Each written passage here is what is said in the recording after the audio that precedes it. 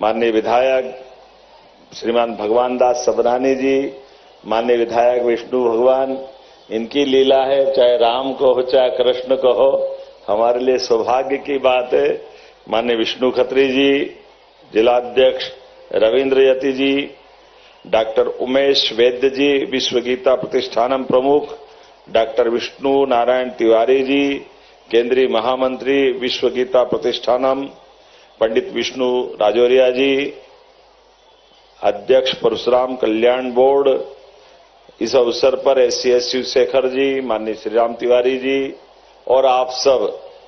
सच में आज गीता जयंती का ये जो अद्भुत अवसर है और ये बात सही है कि गत वर्ष गीता जयंती पर इसी लाल परेड ग्राउंड पर भोपाल में आजादी के बाद पहली बार 3500 विद्यार्थियों ने एक साथ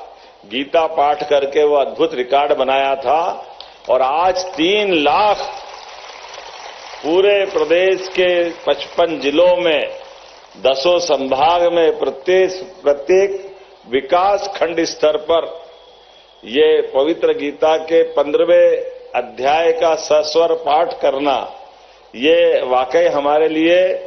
इस भगवान की, खास करके मध्य प्रदेश के साथ भगवान कृष्ण ने कंस को मारने के बाद जो पराक्रम किया, लेकिन शिक्षा की प्राधान्यता रखी।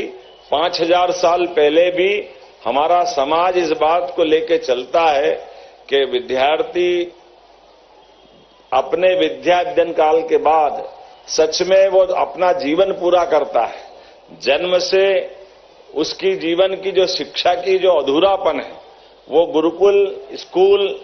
विश्वविद्यालय में आकर के वो परिपूर्ण होता है। ऐसे में आचार्य सांदीपनि रिसीवर के संपर्क में आने के बाद भगवान ने 64 कला, 14 विद्या, सारे पुराण, चारों वेद, जिस प्रकार से इन सारी लीलाओं की, सारी कलाओं की उन्हें शिक्षा ग्रहण की और हमने सबने देखा कि अगर कल्पना करें केवल भगवान कृष्ण का परशुराम जी के साथ उनको जब सुदर्शन चक्र मिला, उसके पहले उनको आचार्य सांदीपनि आश्रम में आकर के गरीब और अमीर की मित्रता का ये उस काल का भी गौरव है कि चाहे कोई किसी वंश का हो, हमारे यहाँ शिक्षा समान है। तो कृष्ण सुदामा की दोस्ती भी वो हमारे अपने प्रदेश में हुई है, जो हर काल हर युग में हमारे लिए एक हमेशा का पाठ भी है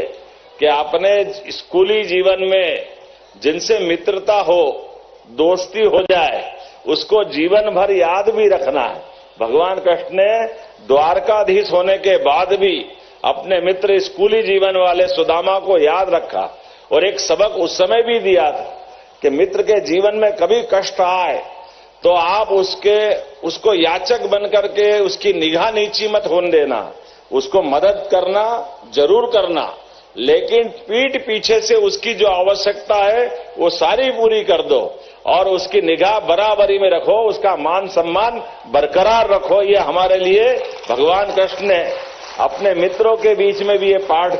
सबके लिए दिया है। और चाहे वो महाभारत का युद्ध हो, चाहे कंस को मारने वाला घटनाक्रम हो, भगवान के जीवन का प्रत्येक पल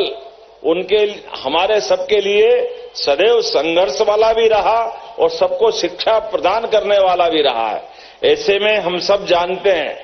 जब अपने दुविधा में फंसे अर्जुन के संवाद के माध्यम से भगवान कृष्ण कर्मवाद की शिक्षा देते हैं कि मोह और कर्म में से आपको एक मार्ग चुनना होगा, त्याग और अपने जीवन के आधार पर कर्म के लिए। तो कर्तव्य को देखते हुए हमारे सबके जीवन में मृत्यु तो आना अवश्यंभाव ही है। जन्म और मृत्यु के इस क्रम में कोई अछूता नहीं, लेकिन अपना जन्म अगर हुआ है तो हमारे लिए वो मोह माया की व्यवस्थाओं के बजाय ये वास्तव में गीता अद्भुत ग्रंथ है। मुझे तो लगता है कि हर एक के जीवन में गीता के अगर सारे अध्याय को पढ़ें, उनके श्लोक का अर्थ निकालें, तो वाकई वो हमको हर एक मन में उठने वाली